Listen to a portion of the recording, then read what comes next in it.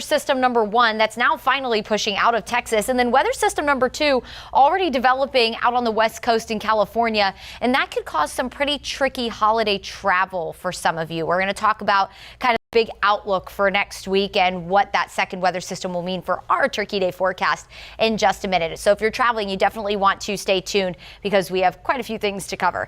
Getting you out the door this morning, though, some patchy fog right immediately along the coast west of I-75 in Hillsborough County, kind of near Apollo Beach. Also looks like over in Davis Island, that little peninsula there, we are seeing some patchy fog develop. Where we're seeing the most dense fog, though, is in eastern Citrus County, just under 2 miles of visibility there. Doesn't look like that's necessarily seeping onto I-75 this morning, which is the good news. Temperatures to get your Friday going nice and comfy.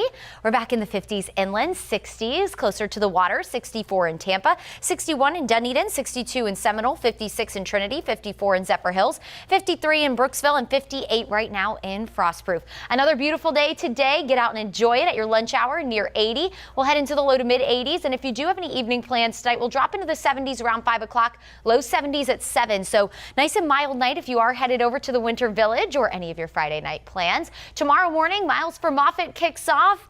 Great run for a great cause. Go time around 6:30, really. We'll have temperatures in the low 60s. Of course, registration and everything opens at 6. And then throughout the morning, we have all the runs and the celebration afterwards around 10:30 or so. Temperatures will be in the upper 70s by 11. Through the weekend, we'll be dry on Saturday. So after a nice and mild morning, highs in the low 80s. Low-end rain chance on Sunday. And then comes our bigger weather system for Thanksgiving. So if you're traveling out west, here's a look at Sunday. Weather system bringing rain and snow to parts of Colorado and New Mexico. But this is the bigger issue. If you're traveling Tuesday or Wednesday, which are some of the busier travel days, this front could bring rain and maybe even another round of severe weather to parts of Texas, Arkansas, maybe even Louisiana. And then that pushes into the southeast, of course, major airports from Atlanta all the way up to New York. So if you're traveling Tuesday or Wednesday, definitely got to keep an eye on your flights. That front rolls in Thursday, Friday here and will bring us a dose of cooler air.